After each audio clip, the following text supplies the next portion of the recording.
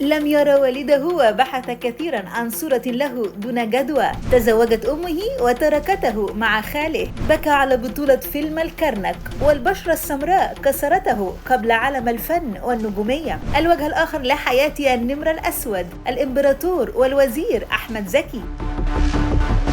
منذ وأن لمع نجمه وبرز ضمن مشاهير الصف الأول، لم يتخيل أحد أن هذا النجم وقبل الانطلاق ناحية عالم الفن والشهرة وربما قصص الحب العاصفة مع جميلات السينما المصرية، لم يتخيل أحد حجم معاناته منذ طفولته، تحديدا حينما ولد ولم يرى والده. يبلغ الثالثة من عمره وترغب أمه في الزواج مرة أخرى، يرفض العيش معها ويأخذه خاله ويتربى وسط أبنائه. يلتحق بالمدرسة الصناعية والكائنة بإحدى أحياء الزقازيق، يجتهد بالنشاط الفني، ومن ثم يتوقع المحيطين له مستقبلا مميزا في عالم الفن. ولأن أحد أقاربه يعمل بمسرح العرائس، فقد توسط له لدى القائمين على معهد الفنون المسرحية آنذاك، وكان من بينهم الفنان كرم مطاوع والفنان عبد المنعم مدبولي. يتخرج الشاب أحمد زكي من المعهد ليكون على موعد آخر مع الحياة وقساوتها، يصطدم مرة ثانية معها حينما يجمع عدد من المخرجين على عدم قبوله، والسبب بشرته السمراء وشعره المجعد.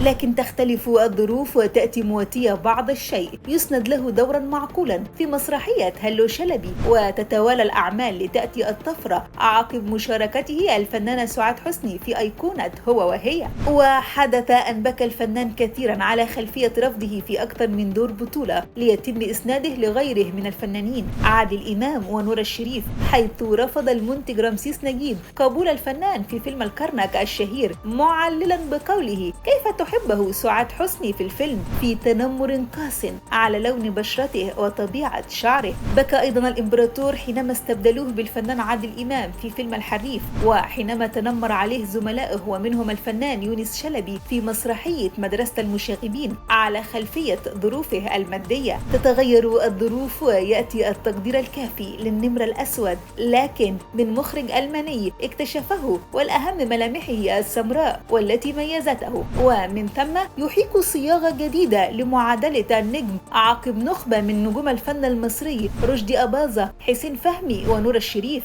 والذين اعتادوا تصوير الوسامة في الملامح والوجه الوسيم. يبدع في أقوى الأعمال ويجسد أقوى الأدوار ليجذب العديدات من النجمات والتي وقفن أمامه: سعاد حسني، ميرفت أمين، نجلاء فتحي ورغدة. يعيش عددا من قصص الحب ويتعلق بمعظمهن، حتى أن رغدة لزمته بالمستشفى نهايات أيامه وكانت كل شيء له، إلا أن سعاد حسني وقفت بجانبه وحينما تم رفض الفنان في فيلم الكرنك، وعدت بمشاركته في أعمال قادمة، وأهمها شفيقة ومتولي، لتتوالى أعمالهما معا، حتى إنها توسطت له لدى العديدين من كبار المخرجين. ارتبط بأرق فنانات جيلها الفنانة الراحلة هالة فؤاد، وأنجب منها ابنه الفنان الراحل أيضا هيثم أحمد زكي، وانفصل عقب أعوام قليلة من الارتباط، ليصرح الإمبراطور بندمه عليها وأن عصبيته فقط من أفقدته الفنانة، غير أن عفوية القدر والتي صاحبته منذ مولده